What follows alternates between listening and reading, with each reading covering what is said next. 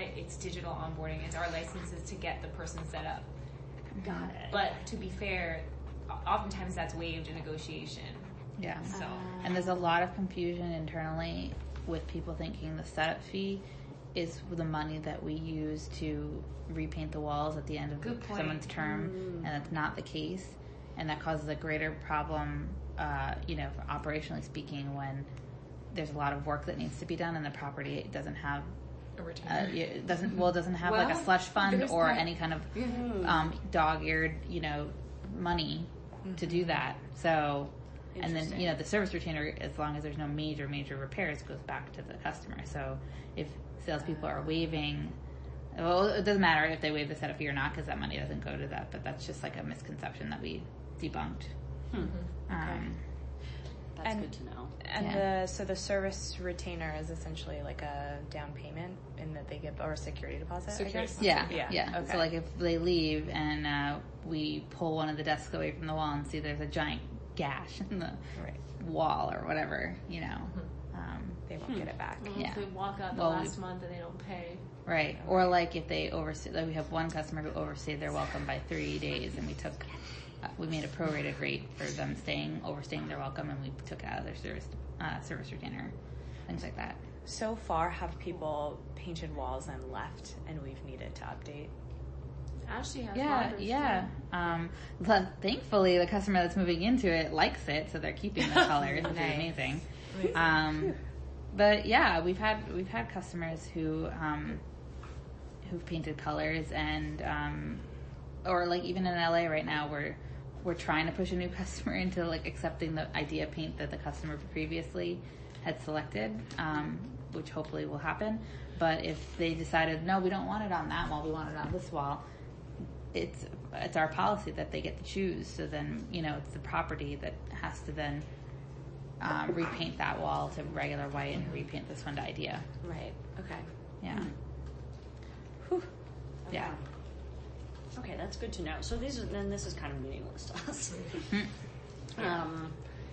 Right, and then this is the DataFox stuff. Yeah, from here forward. So this has been translated into this, which is a column switcheroo. Yeah.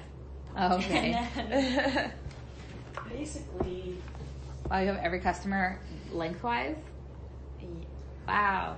This isn't every it's customer. not everyone, yeah. we kind of made our own little selection, but really curious what you guys think about kind of like, I guess, stereotypical or like ideal kinds of WorkSuite customers that are setting culture, like good revenue, Or we've seen anchors. more than one of the same type or the same size. They kind of have the same model or expectation.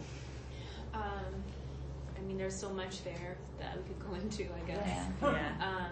It depends on what the use case is. If it's swing space, financial services companies have no problem being like, oh, it's that much money. They don't like think twice about it. They're like, okay, do it. 6 months, fine. Okay. If it's like a long-term investment, it would be like a mature startup. I don't know how else to say it, but like a startup that's not necessarily Series A, like Bisley. We don't like that kind of customer, but we'll take like an itemized, a Brightfield, like someone who's like further, has more rounds of funding, is more stable, has been in business for like 5 to 10 years, that is not quite ready to commit to like a 10-year lease or something like that, Yeah. Who's a good example of that? Itemized, Brightfield, Eden Health. Then I know Ashley has a bunch of like recruiting companies. Those staff agency companies are pretty good. Yeah. Arrow Search Partners. They started as a 3-year deal and then dropped down to 2, but they're very happy and very likely to stay. Okay. I'm trying to think. That's my longest one. Oh, Laundry Lux, which is which is a weird. It's not a recruiting company, but it's a the theme of like the cross theme between these companies though is that they're established companies that are looking to attract and retain talent. So like Laundry Lux is one of those examples where like they have their headquarters in Long Island and nobody young and innovative wants to go to their Long Island Valley Stream warehouse. Yep. So they have a 3-year deal with us. Yeah, Scout is that similar thing. Scout Cybernetic. Cyber. Yeah. Okay. They have like a Long Island office. They said Stamford. They're like on risk of churning now because they have all these other offices. But one thing I would say from the perspective you mentioned, like good customers in terms of like affecting our culture and stuff. Something I noticed across all the different properties is like the larger companies tend to have a weight, obviously a numbers weight, but also just like a weight on the culture. Like Health First definitely dictates a lot of the culture at One Liberty. They're a huge part it's of the an population. anchor tenant. Yeah, at Eden Health Interesting. here, like the happy hours here are except for like of Eden Health employees and like corporate employees, and even Giant Machines as well as like not as big as Eden, but still quite They large. do dictate the culture. You're right. You know, Giant Machines is like introverted. They're not super fun. They stay in their suite. It's very different from like Eden. Eden Health. Yeah. It does go a long way to inform the culture. Yeah. That's super interesting. Is it their size relative to the size of the other companies in the space? Or is it like once you're like 15 and more?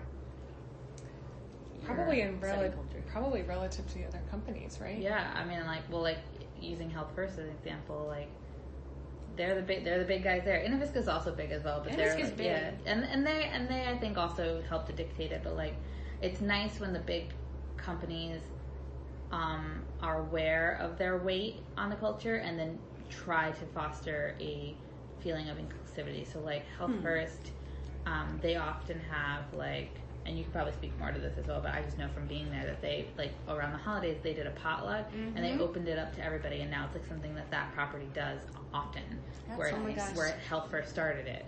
You know? They did such a good job with that. Like, it was like they were a WXM, and they, I mean, I think they had a better turnout than a WXM has had on their community event.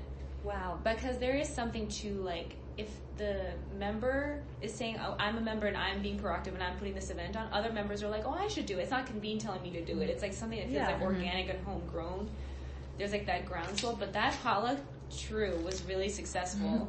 That's really amazing. That's pretty interesting. Yeah. Maybe we could just And, offer like, like subscribe. I think it was also someone from Health First who suggested that the book swap that's at One Liberty as well, and that's like been like a hit and everyone loves it. That is so amazing. Yeah. Yeah, So their culture, as you guys know, like at 100 Church is not like that. But in moving there, the strategy was like, we're going to make things different. And they really are kind of like, oh, it's going to be different. We're going to make it different too by virtue of being there. It's almost like they were given the permission to, in being at Convene, to not be like how they were at 100 Church, and they took it and they're like, yes, we're going to make things be different. Yeah. Like Health First was still like dead set against the alcohol and the taps. Like, you know, we went through this, Teresa. We had to convince them about every little thing. We're like, you have to cede control. These are grown-ups. Let them do what they're doing. Yeah. And it took some change management, but then now they're just kind of like, they're their own. They're doing, you know, and like not even like letting them do what they want. Like they are actually doing what they want. They're having all these events. It's just like a dramatic change. Yeah. That's great. I think that, sorry. I was gonna say, I think to that point about change management and like companies using us as like a case study for co-working, we have a lot of those. Like the Hartford is like an innovation hub solely focused on trying to create products that move the needle in the very boring, very traditional humdrum industry of insurance. Yeah. And then we just had US Bank move in, which is a huge company, but this particular pod of people is the innovation team as well, and their walls are like this. You know, they want a whiteboard on every wall, and they're trying to create products and things and do a lot of UX research and testing to make banking relevant and interesting. And like I noticed that like even Shangri-La as well. It's not like their innovation hub, but it's their first New York hub, and they've decided very intentionally to do it at a place like Convene so that it can be like a case study for future offices, future evolution. Yeah. That's super cool. So sorry, you said Hartford and what was the other one? US Bank. US Bank. Shangri-La. Do you guys see, we've been hearing that there's sort of kind of going back to the recruiting companies, that there's this understanding, like, there's attracting and retaining employees, but then there's also this like client-facing expectation. Yes. What is that? What is the sort of need there? I have a client coming in. I have to do a little bit more research on this client, but they left a space because they felt like it wasn't impressive enough for their client